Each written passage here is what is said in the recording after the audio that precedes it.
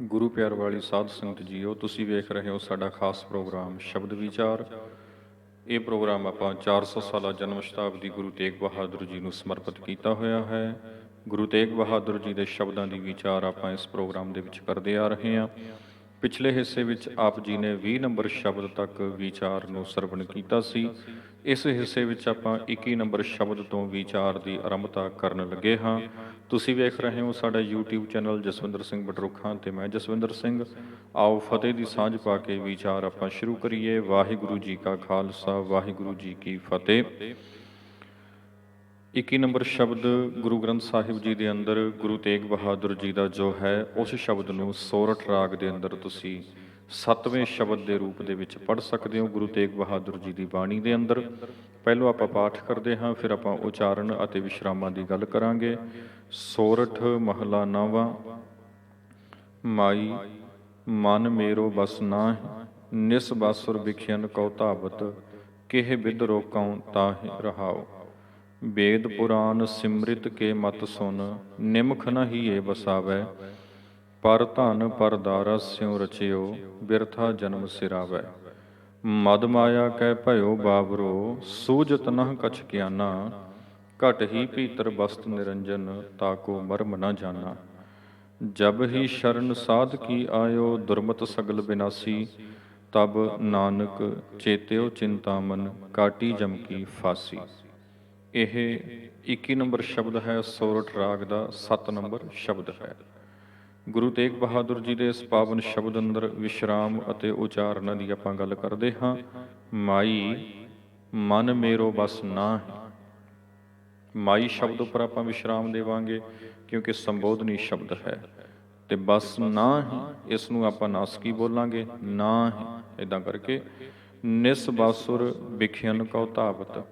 ਨਿਸ ਬਾਸੁਰ ਬੱਬੇ ਕੰਨਾ ਸੱਸੇ ਨੂੰ ਔਂਕੜ ਰਾਰਾ, ਸੱਸੇ ਨੂੰ ਔਂਕੜ ਦਾ ਉਚਾਰਨ ਆਪਾਂ ਕਰਾਂਗੇ ਬਾਸੁਰ ਇੱਦਾਂ। ਬਿਖਿਆਨ ਕਉ ਧਾਵਤ, ਧਾਵਤ ਉੱਪਰ ਵਿਸ਼ਰਾਮ ਦੇਵਾਂਗੇ। ਕਿਹ ਬਿਦ ਰੋਕਉ ਤਾਹਿ, ਕਿਹ ਬਿਦ ਰੋਕਉ, ਰੋਕਉ ਉੱਤਮ ਪੁਰਖ ਦੀ ਕਿਰਿਆ ਹੈ। ਊੜੇ ਨੂੰ ਔਂਕੜ ਉੱਤੇ ਬਿੰਦਾ ਲਾ ਕੇ ਇਸ ਦਾ ਪਾਠ ਕੀਤਾ ਜਾਏਗਾ। ਅਰਥ ਨਿਕਲੇਗਾ ਮੈਂ ਰੋਕਾਂ। ਕਿਹ ਬਿਦ ਰੋਕਉ ਤਾਹਿ ਰਹਾਉ। ਵੇਦ ਪੁਰਾਨ ਸਿਮਰਿਤ ਕੇ ਮਤ ਸੁਨ, ਵਿਸ਼ਰਾਮ ਨਿਮਖ ਨ ਹੀਏ ਵਸਾਵੈ। ਵੇਦ ਪੁਰਾਨ, ਪੁਰਾਨ ਤੇ ਅਰਧ ਵਿਸ਼ਰਾਮ ਦੇ ਲਿਓ। ਸਿਮਰਿਤ ਕੇ ਮਤ ਸੁਨ, ਇਹਨੂੰ ਸਿਮਰਿਤ ਪੜ੍ਹਨਾ ਹੈ, ਸਿਮਰਤ ਨਹੀਂ ਪੜ੍ਹਨਾ। ਸਿਮਰਤ ਕਿਰਿਆ ਹੁੰਦੀ ਜਿਸ ਦਾ ਅਰਥ ਹੁੰਦਾ ਸਿਮਰਨਾ। ਸਿਮਰਿਤ ਨਾਮ ਹੈ ਜੋ ਹਿੰਦੂ ਧਰਮ ਦੀਆਂ ਸਿਮਰਤੀਆਂ ਦੇ ਨਾਲ ਜੁੜਿਆ ਹੋਇਆ ਹੈ। ਮੰਮੇ ਨੂੰ ਸਿਹਾਰੀ ਪੈਰ ਚਰਾਰਾ ਹੈ, ਇਸ ਲਈ ਅਸੀਂ ਇਸ ਦਾ ਪਾਠ ਸਿਮਰਿਤ ਕਰਾਂਗੇ।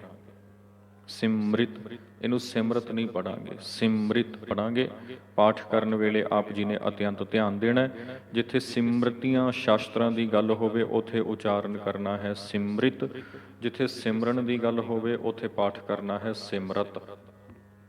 ਇਹ ਦੋ ਉਚਾਰਨ ਨੇ, ਦੋਵਾਂ ਦਾ ਆਪ ਜੀ ਨੇ ਧਿਆਨ ਰੱਖਣਾ ਹੈ। ਧਨ ਪਰ ਦਾਰਾ ਸਿਉ ਰਚਿਓ, ਇੱਥੇ ਵਿਸ਼ਰਾਮ। ਬਿਰਥਾ ਜਨਮ ਸਿਰਾਵੈ, ਮਦ ਮਾਇਆ ਕਹਿ ਭਇਓ ਬਾਵਰੋ, ਵਿਸ਼ਰਾਮ। ਸੂਝਤ ਨਹ ਕਛ ਗਿਆਨਾ, ਘਟ ਹੀ ਭੀਤਰ ਬਸਤ ਨਿਰੰਜਨ, ਨਿਰੰਜਨ ਤੇ ਵਿਸ਼ਰਾਮ। ਤਾਕੋ ਮਰਮ ਨ ਜਾਨਾ, ਤਾਕੋ, ਤਾਕੋ ਨਹੀਂ ਪੜ੍ਹਨਾ, ਤਾਕੋ, ਤਾ ਪੜਨਾਮ ਹੈ। ਜਬ ਹੀ ਸ਼ਰਨ ਸਾਧ ਕੀ ਆਇਓ, ਵਿਸ਼ਰਾਮ। ਦੁਰਮਤ ਸਗਲ ਬਿਨਾਸੀ, ਤਬ ਵਿਸ਼ਰਾਮ। ਨਾਨਕ ਵਿਸ਼ਰਾਮ ਚੇਤਿਓ ਚਿੰਤਾਮਨ, ਵਿਸ਼ਰਾਮ। ਤਬ ਨਾਨਕ ਚੇਤਿਓ ਚਿੰਤਾਮਨ, ਕਾਟੀ ਜਮ ਕੀ ਫਾਸੀ। ਇਹਦਾ ਪਾਠ ਕਰਨਾ ਆ। ਉਚਾਰਨ ਅਤੇ ਵਿਸ਼ਰਾਮਾਂ ਦੇ ਸੰਬੰਧ ਵਿੱਚ ਇਹ ਬੇਨਤੀਆਂ ਸਨ। ਆਓ ਆਪਾਂ ਇਸ ਸ਼ਬਦ ਨੂੰ ਹੁਣ ਸਮਝਦੇ ਹਾਂ ਰਲ ਮਿਲ ਕੇ। ਗੁਰੂ ਤੇਗ ਬਹਾਦਰ ਜੀ ਕਹਿ ਰਹੇ ਨੇ, ਮਾਈ ਮਨ ਮੇਰੋ ਬਸ ਨਾਹਿ। ਹੇ ਮਾਈ, ਮੇਰਾ ਆ ਮਨ ਵਸ ਵਿੱਚ ਨਹੀਂ ਆ, ਕੰਟਰੋਲ ਵਿੱਚ ਨਹੀਂ ਆ। ਹੁਣ ਇਹਦਾ ਅਰਥ ਇਹ ਨਹੀਂ ਹੈ ਵੀ ਗੁਰੂ ਤੇਗ ਬਹਾਦਰ ਜੀ ਦਾ ਮਨ ਨਹੀਂ। ਗੁਰੂ ਤੇਗ ਬਹਾਦਰ ਜੀ ਸਾਡੀ ਆਮ ਲੋਕਾਂ ਦੀ ਗੱਲ ਕਰਦੇ ਆ ਵੀ ਇਹ ਆਮ ਲੋਕੀ ਜਿਨ੍ਹਾਂ ਨੂੰ ਬਹੁਤਾਤ ਦਿਨ ਦੇ ਸਮੇਂ ਅਸੀਂ ਮਿਲਦੇ ਹਾਂ, ਜੋ ਸਾਡੇ ਕੋਲ ਆਉਂਦੇ ਨੇ, ਬੈਠਦੇ ਨੇ, ਉਹਨਾਂ ਦੀ ਇੱਕ ਪ੍ਰੋਬਲਮ ਸਾਂਝੀ ਹੁੰਦੀ ਸਾਰਿਆਂ ਦੀ। ਉਹ ਹੁੰਦੀ ਮਨ ਮੇਰੋ ਬਸ ਨਾਹਿ, ਬਈ ਮਨ ਸਾਡਾ ਵਸ ਵਿੱਚ ਨਹੀਂ, ਕੰਟਰੋਲ ਵਿੱਚ ਨਹੀਂ ਆਉਂਦਾ, ਮਨ ਟਿਕਦਾ ਨਹੀਂ ਆ, ਮਨ ਆਪਣੀ ਕਰਦਾ ਆ। ਇਹ ਕਿਉਂ ਹੁੰਦਾ? ਨਿਸ ਬਾਸੁਰ ਵਿਖਿਆਨ ਕਉ ਧਾਵਤ। ਤੇ ਇਹ ਮਨ ਜਿਹੜਾ ਕੰਟਰੋਲ ਤੋਂ ਬਾਹਰ ਆ, ਇਹਦੀ ਨਿਸ਼ਾਨੀ ਕੀ ਆ? ਕਿੱਥੋਂ ਪਤਾ ਚੱਲੇ ਵੀ ਮਨ ਵਸ ਵਿੱਚ ਨਹੀਂ ਆ, ਮਨ ਆਊਟ ਆਫ ਕੰਟਰੋਲ ਆ, ਮਨ ਉੱਪਰ ਸਾਡਾ ਕਾਬੂ ਨਹੀਂ ਆ, ਮਨ ਸਾਡੇ ਨਿਯੰਤਰਣ ਤੋਂ ਬਾਹਰ ਤੁਰਿਆ ਫਿਰਦਾ? ਇਸ ਗੱਲ ਦਾ ਪਤਾ ਸਾਨੂੰ ਕਿੱਥੋਂ ਚੱਲੇ? ਕਿਵੇਂ ਅਸੀਂ ਇਹ ਪਤਾ ਕਰੀਏ? ਇਹਦਾ ਇੱਕ ਨੁਕਤਾ ਹੈਗਾ, ਨਿਸ ਬਾਸੁਰ ਵਿਖਿਆਨ ਕਉ ਧਾਵਤ। ਇਹ ਦਿਨੇ ਅਤੇ ਰਾਤ ਵਿਸ਼ੇ ਵਿਕਾਰਾਂ ਵੱਲ ਦੌੜਦਾ ਰਹੇਗਾ। ਜਿਹਦਾ ਮਨ ਵਸ ਨਹੀਂ ਆ ਨਾ, ਬੇਵਸ ਹੋਇਆ ਮਨ ਜਾਂ ਵਸ ਤੋਂ ਬਾਹਰ ਹੋਇਆ ਮਨ ਵਿਸ਼ੇ ਵਿਕਾਰਾਂ ਦੇ ਵੱਲ ਦੌੜ ਭੱਜ ਕਰੇਗਾ। ਜਿਹਦਾ ਮਨ ਵਿਸ਼ੇ ਵਿਕਾਰਾਂ ਵੱਲ ਦੌੜ ਭੱਜ ਕਰਦਾ, ਸਮਝ ਲੈਣੀ ਚਾਹੀਦੀ ਹੈ ਵਸ ਵਿੱਚ ਨਹੀਂ ਆ। ਕਿਹ ਬਿਧ ਰੋਕਾਂ ਤਾਹਿ, ਮੈਂ ਕਿਹ ਬਿਧ ਕਿਸ ਤਰੀਕੇ ਨਾਲ ਰੋਕਾਂ, ਇਹਨੂੰ ਰੋਕਾਂ, ਕਿਸ ਤਰੀਕੇ ਦੇ ਨਾਲ ਇਸ ਮਨ ਨੂੰ ਵਿਸ਼ੇ ਵਿਕਾਰਾਂ ਵੱਲ ਦੌੜਦੇ ਨੂੰ ਰੋਕਾਂ ਫੜ ਕੇ। ਇਹਨੂੰ ਰੋਕਣ ਦਾ ਕੋਈ ਹੱਲ ਕੀ ਹੋਵੇ, ਰੋਕਣ ਦਾ ਤਰੀਕਾ ਕੀ ਹੋਵੇ? ਦੌੜਦੇ ਮਨ ਨੂੰ, ਵਿਕਾਰਾਂ ਵੱਲ ਦੌੜ ਰਹੇ ਮਨ ਨੂੰ ਕਿਵੇਂ ਫੜ ਕੇ ਰੋਕਾਂ? ਮਾੜੇ ਖਿਆਲਾਂ ਵੱਲ ਦੌੜਦੇ ਮਨ ਨੂੰ ਕਿਵੇਂ ਫੜ ਕੇ ਰੋਕਾਂ? ਦੁੱਖ ਸੁੱਖ ਪਿੱਛੇ ਦੌੜਦੇ ਮਨ ਨੂੰ ਕਿਵੇਂ ਫੜ ਕੇ ਰੋਕਾਂ? ਗਮੀ ਵਿੱਚ ਜਾਂਦੇ ਮਨ ਨੂੰ ਕਿਵੇਂ ਫੜ ਕੇ ਰੋਕਾਂ? ਇਹਨੂੰ ਚੜ੍ਹਦੀ ਕਲਾ ਵਿੱਚ, ਸਹਿਜ ਵਿੱਚ, ਟਿਕਾ ਵਿੱਚ ਕਿਵੇਂ ਰੱਖਿਆ ਜਾਏ? ਅਗਲੀ ਗੱਲ ਦੱਸਣ ਲੱਗੇ, ਵੇਦ ਪੁਰਾਣ ਸਿਮਰਿਤ ਕੇ ਮਤ ਸੁਣ, ਨਿਮਖ ਨਾ ਹੀ ਏ ਵਸਾਵੈ। ਕਹਿੰਦੇ ਵੇਦਾਂ, ਪੁਰਾਣਾਂ, ਸਿਮਰਤੀਆਂ, ਸ਼ਾਸਤਰਾਂ ਦੇ ਮਤਾਂ ਨੂੰ ਸੁਣ ਕੇ, ਉਹਨਾਂ ਦੀ ਵਿਚਾਰ ਨੂੰ ਸੁਣ ਕੇ, ਨਿਮਖ ਨਾ ਹੀ ਏ ਵਸਾਵੈ, ਸੁਣ ਤੇ ਲੈਂਦਾ ਪਰ ਆਪਣੇ ਹਿਰਦੇ ਵਿੱਚ ਨਹੀਂ ਵਸਾਉਂਦਾ, ਉਹਨਾਂ ਉੱਪਰ ਅਮਲ ਨਹੀਂ ਕਰਦਾ। ਅਮਲ ਨਾ ਕਰਨ ਦਾ ਸਾਨੂੰ ਕਿੱਥੋਂ ਪਤਾ ਚੱਲਦਾ ਹੈ? ਕਿਉਂਕਿ ਜੀਵਨ ਵਿੱਚ ਕੋਈ ਤਬਦੀਲੀ ਨਹੀਂ ਆ ਰਹੀ। ਗੁਰੂ ਗ੍ਰੰਥ ਸਾਹਿਬ ਜੀ ਦੀ ਬਾਣੀ ਦਾ ਕੀਰਤਨ ਸੁਣ ਲੈਂਦਾ, ਪਾਠ ਸੁਣ ਲੈਂਦਾ, ਕਥਾ ਸੁਣ ਲੈਂਦਾ, ਗੁਰਦੁਆਰੇ ਜਾ ਆਉਂਦਾ, ਦੇਗ ਕਰਵਾ ਲੈਂਦਾ, ਘਰੇ ਪਾਠ ਕਰਵਾ ਲੈਂਦਾ, ਖੁਦ ਵੀ ਕਰ ਲੈਂਦਾ, ਪਰ ਜੇਕਰ ਇਸ ਦਾ ਮਨ ਵਿਕਾਰਾਂ ਵਾਲੇ ਪਾਸਿਓਂ ਨਹੀਂ ਰੁਕ ਰਿਹਾ, ਮਾੜੇ ਕੰਮਾਂ ਵਾਲੇ ਪਾਸਿਓਂ ਨਹੀਂ ਰੁਕ ਰਿਹਾ, ਜੋ ਅਗਿਆਨਤਾ ਆ ਉਸ ਪਾਸਿਓਂ ਨਹੀਂ ਰੁਕ ਰਿਹਾ, ਤਾਂ ਫਿਰ ਸਾਨੂੰ ਕਹਿਣਾ ਪਏਗਾ ਬਈ ਇਹਨੇ ਵੀ ਗੁਰੂ ਗ੍ਰੰਥ ਸਾਹਿਬ ਜੀ ਦੀ ਬਾਣੀ ਨੂੰ ਸੁਣ ਕੇ ਆਪਣੇ ਮਨ ਵਿੱਚ, ਆਪਣੇ ਹਿਰਦੇ ਵਿੱਚ ਵਸਾਇਆ ਨਹੀਂ ਆ। ਵੇਦ ਪੁਰਾਣ ਸਿਮਰਿਤ ਕੇ ਮਤ ਸੁਣ, ਧਰਮ ਗ੍ਰੰਥਾਂ ਦੀਆਂ ਗੱਲਾਂ ਨੂੰ ਸੁਣਿਆ, ਕਥਾ ਕਹਾਣੀਆਂ ਸੁਣੀਆਂ, ਨਿਮਖ ਨਾ ਹੀ ਇਹ ਵਸਾਵੈ। ਨਿਮਖ ਜਿੰਨਾ ਸਮਾਂ, ਥੋੜਾ ਜਿਹਾ ਪਲ ਭਰ ਲਈ ਵੀ ਉਹਨਾਂ ਨੂੰ ਮਨ ਵਿੱਚ ਨਹੀਂ ਵਸਾਇਆ। ਸੁਣ ਕੇ ਇੱਕ ਪਲ ਤਾਂ ਉਹਨਾਂ ਦਾ ਅਸਰ ਆਪਣੇ ਉੱਪਰ ਰੱਖਿਆ ਹੋਵੇ, ਨਹੀਂ ਰੱਖਿਆ। ਪਰ ਧਨ ਪਰ ਦਾਰਸਿਉ ਰਚਿਓ, ਬਿਰਥਾ ਜਨਮ ਸਿਰਾਵੈ। ਪਰਾਏ ਧਨ, ਪਰਾਏ ਤਨ ਵੱਲ ਦੌੜਦਾ ਰਿਹਾ, ਬਿਰਥਾ ਜਨਮ ਸਿਰਾਵੈ। ਆਪਣਾ ਜਨਮ, ਆਪਣਾ ਜੀਵਨ ਬਿਅਰਥ ਹੀ ਗਵਾ ਰਿਹਾ ਹੈ। ਬਿਅਰਥ ਜਾਣ ਦਾ ਅਰਥ ਕੀ ਹੈ ਜੀ? ਬਿਅਰਥ ਜਾਣ ਤੋਂ ਭਾਵ ਕੀ ਹੈ? ਬਈ ਇਹ ਜੀਵਨ, ਇਹ ਸਮਾਂ, ਜੀਵਨ ਦਾ ਸਮਾਂ ਜੋ ਪਤਾ ਨਹੀਂ ਸਾਨੂੰ ਕਿੰਨਾ ਆ, ਸਾਡੇ ਕੋਲ ਕਿੰਨਾ ਨਹੀਂ ਆ, ਹੈ ਨਾ, ਇਹ ਕੀਮਤੀ ਸਮਾਂ ਆ, ਤੇ ਇਹ ਸਮਾਂ ਸਾਰਾ ਵਿਕਾਰਾਂ ਤੇ ਅਗਿਆਨਤਾ ਵਾਲੇ ਪਾਸੇ ਹੀ ਰੁੜ ਜਾਣਾ। ਤੇ ਇਸ ਸਮੇਂ ਨੂੰ ਸਰਵ ਵਿਆਪਕ ਈਸ਼ਵਰ ਨਾਲ ਜੁੜ ਕੇ, ਕਣ ਕਣ ਵਿੱਚ ਵਸੇ ਹੋਏ ਰਮਈਆ ਨੂੰ ਜਾਣ ਕੇ ਸਫਲ ਕਰਨ ਦਾ ਤੇ ਯਤਨ ਨਹੀਂ ਕਰ ਰਿਹਾ। ਘਟ ਘਟ ਮੈਂ ਹਰ ਜੂ ਵਸੈ, ਇਹ ਤੇ ਸਮਝ ਨਹੀਂ ਆ ਰਹੀ। ਸਭੈ ਘਟ ਰਾਮ ਬੋਲੇ, ਸਮਝ ਨਹੀਂ ਆ ਰਹੀ ਇਸ ਗੱਲ ਦੀ ਬਈ ਕੁਦਰਤ ਕਰਕੇ ਵਸਿਆ ਸੋਏ, ਜਿਵੇਂ ਪਿਛਲੇ ਹਿੱਸੇ ਵਿੱਚ ਆਪਾਂ ਸਮਝ ਕੇ ਆਏ ਹਾਂ, ਉਸ ਗੱਲ ਦੀ ਸਮਝ ਨਹੀਂ ਆ ਰਹੀ। ਬਿਰਥਾ ਜਨਮ ਸਿਰਾਵੈ, ਤੇ ਆਪਣਾ ਜਨਮ ਅਗਿਆਨਤਾ ਵਿੱਚ, ਮੋਹ ਮਾਇਆ ਵਿੱਚ ਫਸ ਕੇ ਬਿਅਰਥ ਹੀ ਗਵਾਉਂਦਾ ਪਿਆ ਹੈ।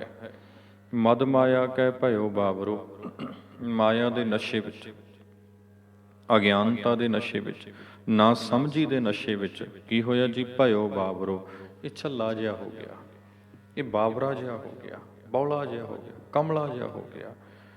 ਸੂਝਤ ਨਾ ਕਛ ਗਿਆਨਾ, ਗਿਆਨ ਦੀ ਕੋਈ ਗੱਲ ਇਹਨੂੰ ਸੁੱਝਦੀ ਨਹੀਂ। ਜਿੰਨੀਆਂ ਗੱਲਾਂ ਸੁੱਝਦੀਆਂ ਨੇ ਅਗਿਆਨਤਾ ਦੀਆਂ, ਜਿੰਨੀਆਂ ਗੱਲਾਂ ਸੁੱਝਦੀਆਂ ਨੇ ਉਸ ਨੂੰ ਸਭ ਕਮਲੀਆਂ। ਕੋਈ ਗਿਆਨ ਦੀ ਗੱਲ, ਕੋਈ ਚੰਗੀ ਗੱਲ, ਕੋਈ ਅਕਲ ਵਾਲੀ ਗੱਲ, ਕੋਈ ਸਮਝ ਵਾਲੀ ਗੱਲ, ਉਹ ਨਹੀਂ ਸੁੱਝਦੀ ਇਸ ਨੂੰ। ਜਿੰਨਾ ਸੁੱਝਦਾ ਆ, ਜੋ ਵੀ ਇਸ ਨੂੰ ਔੜਦਾ ਆ, ਜਾਂ ਜੋ ਵੀ ਇਹ ਕਰਨ ਦੀ ਕੋਸ਼ਿਸ਼ ਕਰਦਾ ਹੈ, ਉਹ ਸਭ ਅਗਿਆਨਤਾ ਵਾਲਾ ਹੁੰਦਾ ਆ, ਉਹ ਸਭ ਮੋਹ ਵਾਲਾ ਹੁੰਦਾ, ਉਹ ਸਭ ਵਿਕਾਰ ਵਾਲਾ ਹੁੰਦਾ, ਉਹ ਸਭ ਹਉਮੈ ਨੂੰ ਪੱਠੇ ਪਾਉਣ ਵਾਲਾ ਹੁੰਦਾ। ਬਸ ਇਹ ਕਰਮ ਕਰਦਾ ਹੈ। ਘਟ ਹੀ ਭੀਤਰ ਬਸਤ ਨਿਰੰਜਨ ਤਾਕੋ ਮਰਮ ਨਾ ਜਾਣਾ। ਇਹਦਾ ਕਾਰਨ ਇੱਕ ਇਹ ਹੋਇਆ ਬਈ ਘਟ ਹੀ ਭੀਤਰ ਬਸਤ ਨਿਰੰਜਨ, ਨਿਰੰਜਨ ਅੰਜਨ ਤੋਂ ਰਹਿਤ, ਕਾਲਖ ਤੋਂ ਰਹਿਤ, ਦਾਗਾਂ ਤੋਂ ਰਹਿਤ ਪਰਮੇਸ਼ਰ ਨਿਰਲੇਪ ਨਿਆਰਾ। ਘਟ ਹੀ ਭੀਤਰ ਬਸਤ, ਉਹ ਇਹਦੇ ਘਟ ਭੀਤਰ, ਇਹਦੇ ਅੰਦਰ ਹੀ ਵਸਦਾ ਸੀ। ਇਹ ਆਪ ਹੀ ਉਸ ਦਾ ਰੂਪ ਸੀ। ਪਰਮੇਸ਼ਰ ਨੂੰ ਲੱਭਣ ਲਈ ਬਾਹਰ ਨਹੀਂ ਸੀ ਤੁਰਨਾ, ਬਲਕਿ ਆਪਣੇ ਅੰਦਰੋਂ ਪਰਮੇਸ਼ਰ ਦੀ ਪ੍ਰਾਪਤੀ ਕਰਨੀ ਸੀ। ਤਾ ਕੋ ਮਰਮ ਨਾ ਜਾਣਾ, ਉਹਦਾ ਤੇ ਮਰਮ ਹੀ ਨਹੀਂ ਜਾਣਿਆ, ਅੰਦਰ ਵਸਦੇ ਦੀ ਤੇ ਖਬਰ ਹੀ ਨਹੀਂ ਪਾਈ। ਦੌੜ ਪਿਆ ਬਾਹਰ ਲੱਭਣ। ਜਦੋਂ ਚੀਜ਼ ਸਾਡੇ ਆਪਣੇ ਕੋਲ ਹੋਵੇ, ਮੰਗਦੇ ਅਸੀਂ ਹੋਰਾਂ ਤੋਂ ਫਿਰਦੇ ਹੋਈਏ, ਗੁਰੂ ਪਿਆਰਿਓ, ਫਿਰ ਉੱਥੇ ਸਾਨੂੰ ਪ੍ਰਾਪਤੀ ਨਹੀਂ ਹੁੰਦੀ। ਇੰਝ ਸਮਝ ਲਓ, ਤੁਸੀਂ ਦਫ਼ਤਰ ਜਾਣ ਲੱਗੇ, ਆਪਣੇ ਕੰਮਕਾਰ ਜਾਣ ਲੱਗੇ ਹੋ, ਹੈ ਨਾ, ਤੇ ਆਫਿਸ ਦੀ ਚਾਬੀ ਤੁਹਾਡੀ ਜੇਬ ਦੇ ਵਿੱਚ ਆ, ਦੁਕਾਨ ਦੀ ਚਾਬੀ ਤੁਹਾਡੀ ਜੇਬ ਦੇ ਵਿੱਚ ਆ, ਜੇਬ 'ਚ ਪਾ ਕੇ ਭੁੱਲ ਗਏ, ਹੈ ਨਾ। ਹੁਣ ਜੇਬ 'ਚ ਤੇ ਹੱਥ ਮਾਰਿਆ ਨਹੀਂ, ਘਰ ਵਾਲੀ ਨੂੰ ਪੁੱਛਿਆ, ਨਿਆਣਿਆਂ ਨੂੰ ਪੁੱਛਿਆ, ਬੇਬੇ ਬਾਪੂ ਭੈਣ ਭਾਈਆਂ ਨੂੰ ਪੁੱਛਿਆ, ਫਲਾਣਿਆ ਤੇਰੇ ਕੋਲ ਤੇ ਨਹੀਂ, ਤੁਸੀਂ ਤੇ ਨਹੀਂ ਵੇਖੀ, ਆ ਵੇਖੋ ਕਿਸੇ ਥਾਂ ਤੇ ਜਿੱਥੇ ਚਾਬੀਆਂ ਪਈਆਂ ਹੁੰਦੀਆਂ ਲੱਭ ਕੇ ਦਿਓ। ਹੁਣ ਸਾਰਾ ਟੱਬਰ ਲੱਭੀ ਜਾਏ, ਬੇਸ਼ੱਕ ਇਹ ਖੁਦ ਆਪ ਵੀ ਲੱਭੀ ਜਾਵੇ, ਮਿਲ ਜਾਏਗੀ। ਕਦੋਂ ਮਿਲੇਗੀ? ਜਦੋਂ ਇਸ ਦਾ ਆਪਣਾ ਹੱਥ ਆਪਣੀ ਜੇਬ 'ਚ ਜਾਏਗਾ। ਕਿਉਂ? ਕਿਉਂਕਿ ਉੱਥੇ ਆ। ਉਹਦਾ ਭਾਵੇਂ ਸਾਰਾ ਪਰਿਵਾਰ ਖੁਜਲੀ ਜਾਏ, ਲੱਗਿਆ ਰਹੇ, ਉਹ ਨਹੀਂ ਲੱਭ ਸਕਦੇ। ਤੇ ਜੇ ਉਹਨਾਂ ਦੇ ਵਿੱਚੋਂ ਕੋਈ ਆਖੇ ਆਪਣੀਆਂ ਜੇਬਾਂ ਤੇ ਦੇਖ ਲਾ, ਸੂਟ ਬੂਟ ਪਾਈ ਫਿਰਦਾ ਆ, ਤਿਆਰ ਹੋਇਆ ਫਿਰਦਾ, ਆਪਣੀ ਜੇਬ ਦੇਖੀ, ਤੇ ਜੇਬ 'ਚ ਮਾਰਿਆ ਹੱਥ, ਚਾਬੀ ਤੇ ਨਿਕਲ ਆਈ, ਆਹ ਸੀ ਚਾਬੀ, ਭੁੱਲ ਗਿਆ ਸੋ। ਗੁਰੂ ਸਾਹਿਬ ਕਹਿੰਦੇ ਇਸੇ ਤਰ੍ਹਾਂ ਪਰਮੇਸ਼ਰ ਸਾਡੇ ਆਪਣੇ ਅੰਦਰ, ਸਾਡੇ ਮਨ ਦੇ ਵਿੱਚ, ਮਨ ਤੂੰ ਜੋਤ ਸਰੂਪ ਹੈ ਆਪਣਾ ਮੂਲ ਪਛਾਣ, ਘਟ ਹੀ ਭੀਤਰ ਬਸਤ ਨਿਰੰਜਨ ਤਾ ਕੋ ਮਰਮ ਨਾ ਜਾਣਾ। ਜੋ ਘਟ ਭੀਤਰ ਬਸਦਾ ਸੀ ਉਸ ਬਾਰੇ ਤੇ ਜਾਣਿਆ ਹੀ ਨਹੀਂ, ਬਸ ਬਾਹਰ ਦੌੜਦਾ ਰਿਹਾ, ਇੱਥੋਂ ਮਿਲ ਜੇ, ਇੱਥੋਂ ਮਿਲ ਜੇ। ਇਸੇ ਤਰ੍ਹਾਂ ਦੌੜ ਭੱਜ ਚੱਲਦੀ ਰਹੀ ਇਸ ਦੀ, ਤੇ ਇਸ ਦੌੜ ਭੱਜ ਵਿੱਚ ਪ੍ਰਾਪਤੀ ਕੁਝ ਵੀ ਨਹੀਂ ਹੋਈ। ਜਬ ਹੀ ਸ਼ਰਨ ਸਾਧ ਕੀ ਆਇਓ ਦੁਰਮਤ ਸਗਲ ਬਿਨਾਸੀ। ਜਦੋਂ ਹੁਣ ਇਹ ਸਾਧੂ ਸਤਿਗੁਰੂ ਦੀ ਸ਼ਰਨ ਵਿੱਚ ਆਇਆ, ਫਿਰ ਇਸ ਦੀ ਦੁਰਮਤ, ਫਿਰ ਇਸ ਦੀ ਭੈੜੀ ਮੱਤ ਬਿਨਾਸ਼ੀ, ਉਹਦਾ ਨਾਸ਼ ਹੋਇਆ, ਉਹ ਅੰਤ ਉਸ ਦਾ ਹੋਇਆ। ਜਿਹੜੀ ਮੱਤ ਇਸ ਨੂੰ ਅੰਦਰ ਝਾਤੀ ਨਹੀਂ ਸੀ ਮਾਰਨ ਦਿੰਦੀ, ਜਿਹੜੀ ਮੱਤ ਇਸ ਨੂੰ ਬਾਹਰ ਬਾਹਰ ਬਾਹਰ ਲਈ ਫਿਰਦੀ ਸੀ, ਦੌੜਾਈ ਫਿਰਦੀ ਸੀ, ਫਿਰ ਉਹ ਦੁਰਮਤ, ਫਿਰ ਉਹ ਭੈੜੀ ਮੱਤ, ਉਹ ਖਤਮ ਹੋਈ। ਤੇ ਉਹਦੇ ਖਤਮ ਹੋਇਆ ਕੀ ਹੋਇਆ ਜੀ?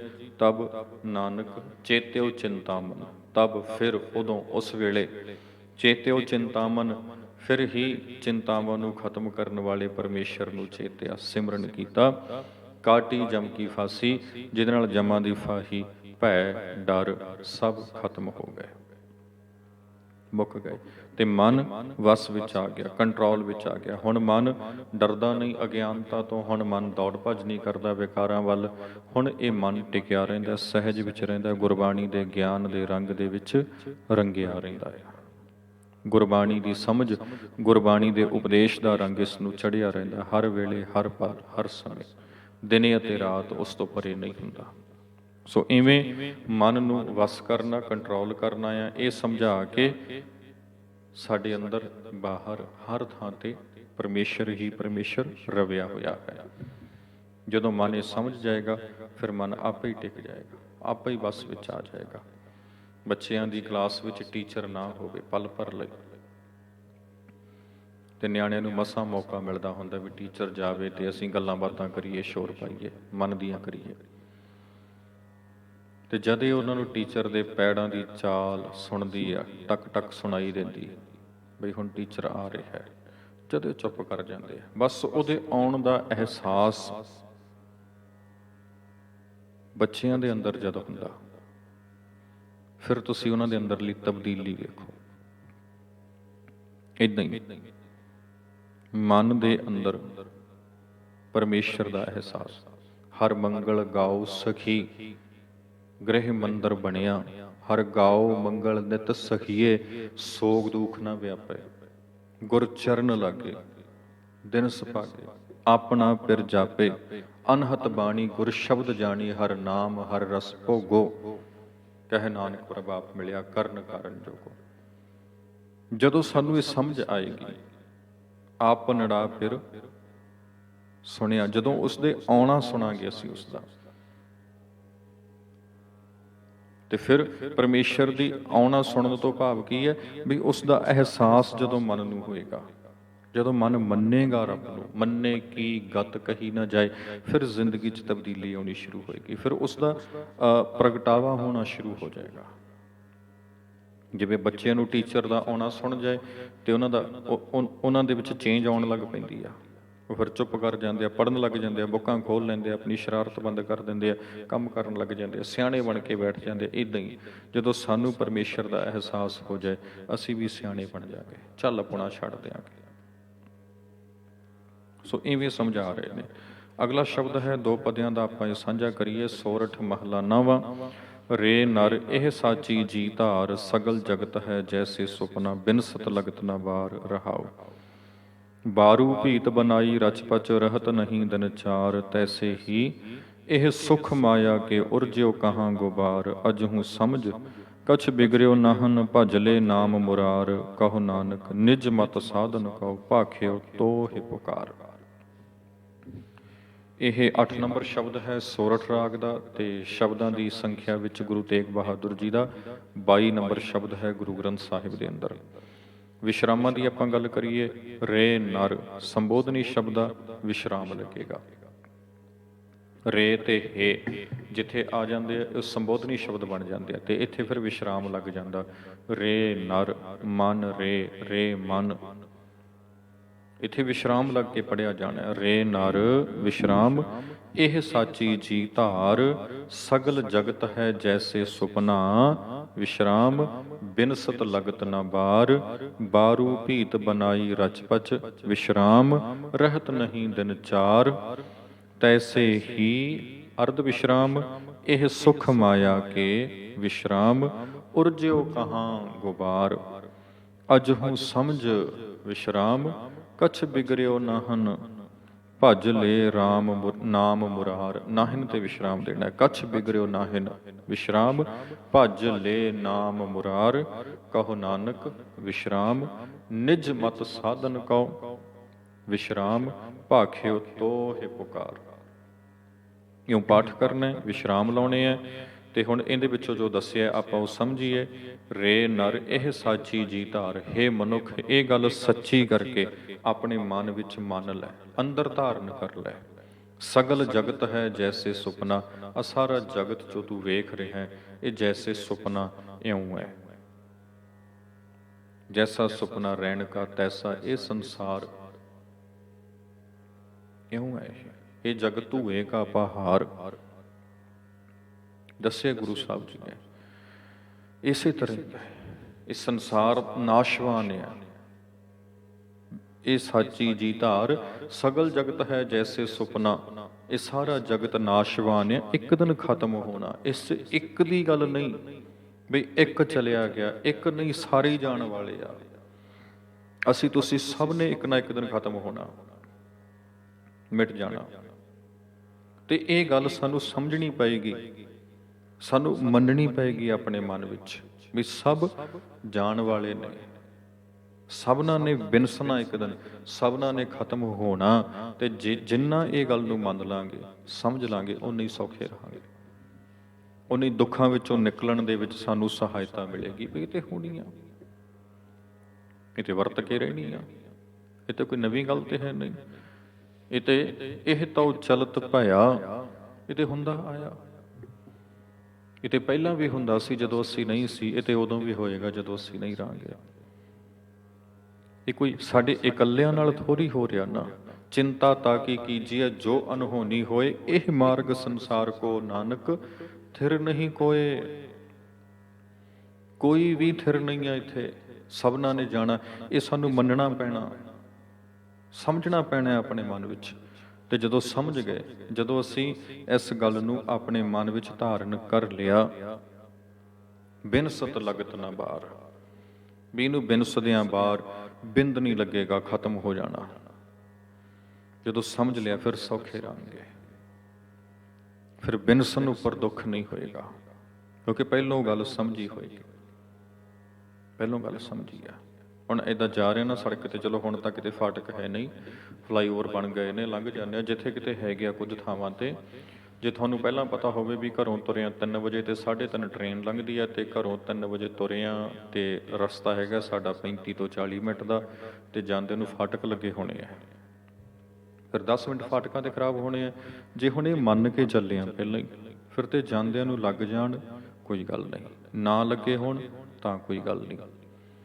ਪਰ ਜੇ ਘਰੋਂ ਇਹ ਮੰਨ ਕੇ ਚੱਲੇ ਆ ਵੀ ਹਾਏ ਹਾਏ ਕਿਤੇ ਲੱਗ ਨਾ ਜਾਣ, ਫਟਾਫਟ ਲੰਘੀਏ, ਛੇਤੀ ਛੇਤੀ ਚੱਲੀਏ, ਤੇ ਅੱਗੇ ਜਾਂਦਿਆਂ ਨੂੰ ਤੁਹਾਨੂੰ ਫਾਟਕ ਲੱਗ ਜਾਏ, ਫਿਰ ਦੁਖੀ ਹੋਵਾਂਗੇ ਨਾ, ਹਾਏ ਕਦੋਂ ਖੁੱਲੂ, ਫਿਰ ਇਹ ਚੀਜ਼ ਹੋਏਗੀ ਨਾ। ਪਰ ਜੇ ਪਹਿਲੋਂ ਹੀ ਸਵੀਕਾਰ ਕਰਕੇ ਚੱਲੇ ਆ ਵੀ ਇੱਦਾਂ ਹੋ ਸਕਦਾ, ਇਹ ਪੋਸੀਬਿਲਿਟੀ ਹੈ, ਇਹ ਸੰਭਾਵਨਾ ਹੈ, ਇਸ ਤਰ੍ਹਾਂ ਵੀ ਹੋ ਸਕਦਾ, ਜੇ ਪਹਿਲਾਂ ਮੰਨ ਕੇ ਚੱਲੇ ਹੋਏ ਆ, ਫਿਰ ਉੱਥੇ ਕੋਈ ਪਰੇਸ਼ਾਨੀ ਨਹੀਂ ਹੁੰਦੀ। ਤੇ ਗੁਰੂ ਸਾਹਿਬ ਕਹਿੰਦੇ ਪਹਿਲਾਂ ਮੰਨ ਕੇ ਚੱਲੋ। ਬਿਨ ਸੰਹਾਰਿਆ ਜਗਤ ਬਾਰੂ ਭੀਤ ਬਣਾਈ ਰਚਪਚ, ਰਹਿਤ ਨਹੀਂ ਦਿਨ ਚਾਰ, ਜਿੱਦਾਂ ਰੇਤੇ ਦੀ ਕੰਧ ਉਸਾਰ ਕੇ ਉਹਨੂੰ ਲਿਪ ਕੇ ਪੋਚ ਦਿੱਤਾ ਜਾਏ,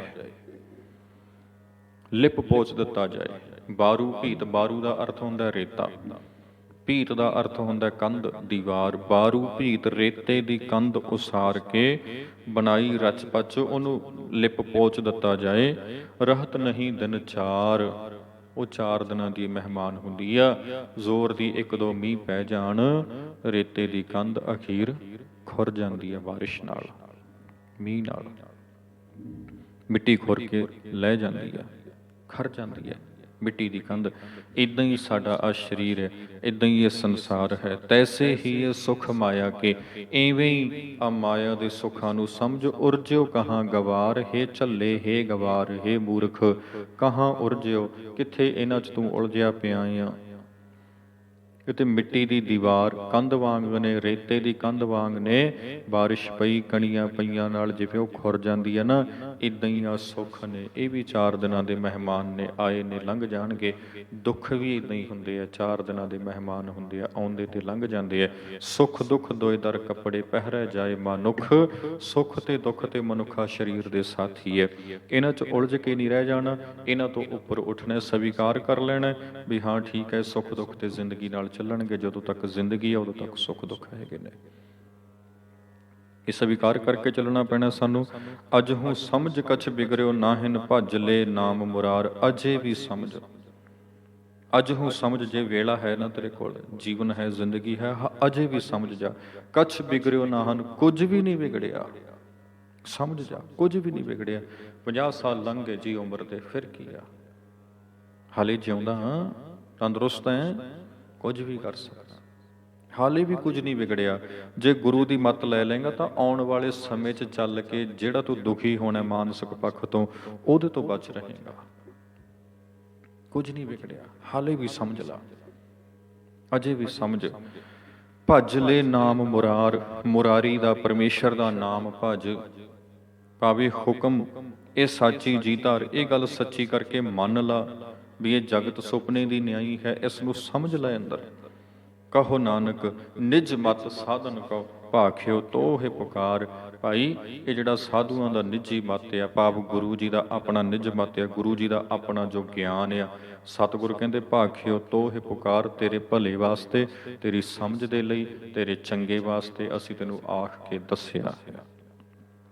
ਇਸ ਲਈ ਤੂੰ ਇਸ ਨੂੰ ਮੰਨ, ਤੂੰ ਸਮਝ ਲੈ।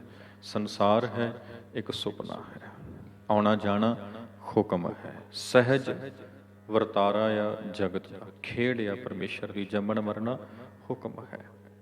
ਇਹਨੂੰ ਮੰਨ ਲਾਂਗੇ ਸੌਖੇ ਰਹਾਂਗੇ। ਜਿਵੇਂ ਕੋਈ ਭੈਣ ਭਾਈ ਘਰ 'ਚ ਆਇਆ ਹੋਵੇ ਤੇ ਸਾਨੂੰ ਪਤਾ ਹੈ ਨਾ ਵੀ ਸਦਾ ਥੋੜ੍ਹੀ ਸਾਡੇ ਕੋਲ ਬੈਠੇ, ਆਇਆ ਗੱਲਾਂ ਬਾਤਾਂ ਕਰੇਗਾ, ਸੁੱਖ ਦੁੱਖ ਦੀ ਗੱਲਬਾਤ ਹੋਏਗੀ, ਘੰਟਾ ਘੜੀ ਬੈਠਾਂਗੇ, ਜਲ ਪਾਣੀ ਛਕੇਗਾ, ਪ੍ਰਸ਼ਾਦਾ ਛਕੇਗਾ ਤੇ ਚਲਾ ਜਾਏਗਾ, ਪਤਾ ਹੁੰਦਾ ਨਾ। ਇੱਦਾਂ ਹੀ ਸਮਝੀਏ ਵੀ ਜੋ ਵੀ ਹੈ ਸਾਡੇ ਕੋਲ, ਜਿੰਨੇ ਵੀ ਸਾਡੇ ਆਲੇ ਦੁਆਲੇ ਆ ਮੇਰੇ ਨੇੜੇ ਬੈਠੇ ਆ, ਮੈਂ ਅੱਖਾਂ ਨਾਲ ਜਿਨ੍ਹਾਂ ਨੂੰ ਵੇਖ ਸਕਦਾ, ਮੇਰੀਆਂ ਅੱਖਾਂ ਜਿਨ੍ਹਾਂ ਨੂੰ ਵੇਖ ਰਹੀਆਂ ਨੇ, ਇਹ ਵੀ ਇੱਦਾਂ ਹੀ ਮਹਿਮਾਨ ਨੇ, ਸਭ ਵਿੱਚੇ ਮੈਂ ਜਾਣਾ।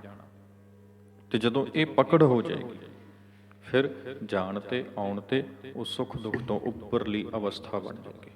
ਜਿਹਨੂੰ ਤੁਰੀਆ ਪਦ ਗੁਰਬਾਣੀ ਚ ਆਖਿਆ। ਸੋ ਇਹ ਸਮਝਾਇਆ ਹੈ ਗੁਰੂ ਸਾਹਿਬ ਜੀ ਨੇ ਵੀ ਜਦੋਂ ਇਹ ਸਮਝ ਆ ਜਾਏ ਫਿਰ ਵੱਡੇ ਤੋਂ ਵੱਡਾ ਦੁੱਖ ਸਾਨੂੰ ਸਾਡੇ ਮਿਸ਼ਨ ਤੋਂ ਨਹੀਂ ਤੋੜ ਸਕਦਾ। ਫਿਰ ਸਾਡੇ ਟੀਚੇ ਬਹੁਤ ਵੱਡੇ ਹੋ ਜਾਂਦੇ ਆ, ਪ੍ਰਾਪਤੀਆਂ ਬਹੁਤ ਵੱਡੀਆਂ ਹੋ ਜਾਂਦੀਆਂ ਨੇ। ਇਵੇਂ ਸਮਝਾਇਆ ਹੈ। 2 ਸ਼ਬਦਾਂ ਦੀ ਵਿਚਾਰ ਸਮੇਂ ਵਿੱਚ ਰਹਿ ਕੇ ਆਪਾਂ ਕੀਤੀ ਹੈ। ਅਗਲਾ 23 ਨੰਬਰ ਸ਼ਬਦ ਆਪਾਂ ਅਗਲੇ ਹਿੱਸੇ ਵਿੱਚ ਕਰਦੇ ਹਾਂ। ਇਸੇ ਤਰ੍ਹਾਂ ਜੁੜੇ ਰਹੋ ਸਾਡੇ ਨਾਲ YouTube ਚੈਨਲ ਜਸਵਿੰਦਰ ਸਿੰਘ ਬਟਰੁੱਖਾਂ ਦੇ ਉੱਪਰ। ਬਹੁਤ ਬਹੁਤ ਧੰਨਵਾਦ ਆਪ ਜੀ ਦਾ। ਵਾਹਿਗੁਰੂ ਜੀ ਕਾ ਖਾਲਸਾ, ਵਾਹਿਗੁਰੂ ਜੀ ਕੀ ਫਤਿਹ।